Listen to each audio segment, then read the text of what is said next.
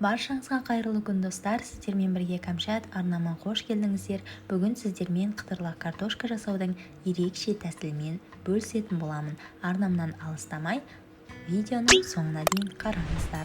Сырты қытырлақ, іші жұмсақ картошка болып шығады. Міндетті түрде жасап көріңіздер, YouTube арнама тіркеліп қойыңыздар. Ең алдымен картошкаларымызды жуып, тазалап, осындай бірнеше бөліктерге бөлетін боламыз. Үстіне бетін жауып тұратындай су мөлшерде құйып, отқа қойып пісіріп алатын боламыз. Міне біздің картошкаларымыз пісті. Енді осы картошкаларымызды ыстық күйінде езіп аламыз.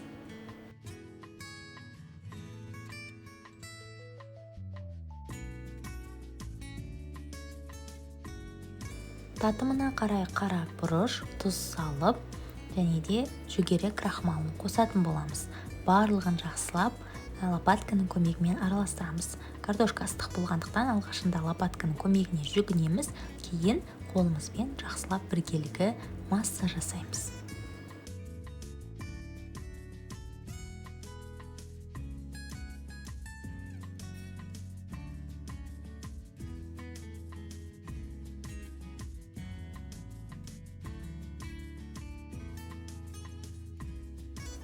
Дайын болған картошкамызды осындай кондитерлік қапқа салатын боламыз.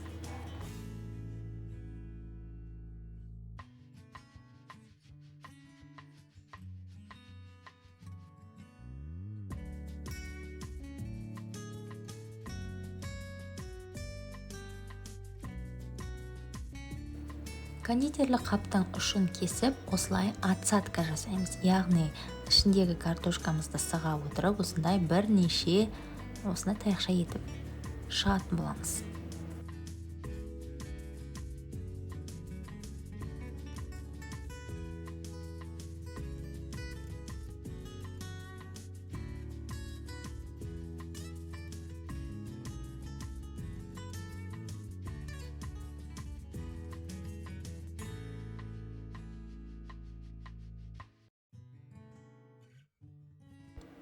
Осындай формаға картошкаларымызды сығып келтіріп алатын боламыз, және де шеттерін біркелкі болу үшін кесіп алып тастаймыз. Пышақпен кессеңіз де болады, мен шпательді қолдандым. Өзіңізге қажетті формада кессеңіз болады. Мен ортасынан бір бөлдімде және бірнеше бөліктерге бөліп шықтым. Егер сізде кішкентай бөлік түрінде жасағыңыз келсе, кішкентай түрінде де жасасаңыз болады. Осы жерде ескеретін нәрсе, араларын картошкалардың бір-біріне сығып жатқан кезде жақындату қажет, өйткені ол майға салған кезде ажырап кетуі мүмкін. Менде алғашқы кезеңдерде осындай қателік болды, бірақ келесілерінің барлығы оңай түсіп және бөлініп қалған жоқ.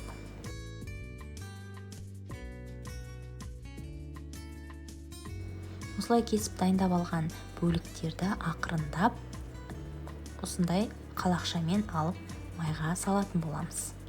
Қызып тұрған майымызға осылай салатын боламыз. Менде ең біріншісінде осындай бір қателік кетті, ортасы бөлініп кетті. Сондықтан да сіздерге кеңес беремін, араларын жақындатып, бір-біріне жақындатып, сосын барып қана істесеңіздер.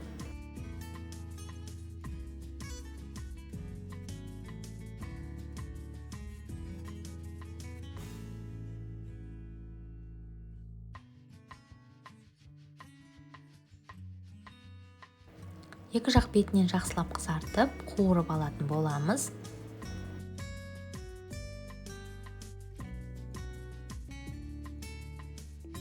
Барлық картошкаларымызды дәл осылай қуырып шығатын боламыз. Негізінде майға оңай жеңіл түсу үшін сәл қалақшаның басын майға батырсаңыздар, ол картошка оңай түсетін болады. Осылай бір жасап алғаннан кейін бірден үйреніп кетесіздер. Осылай қуырып, екі жақ беті қызарған сәтте бірден майдан аламыз.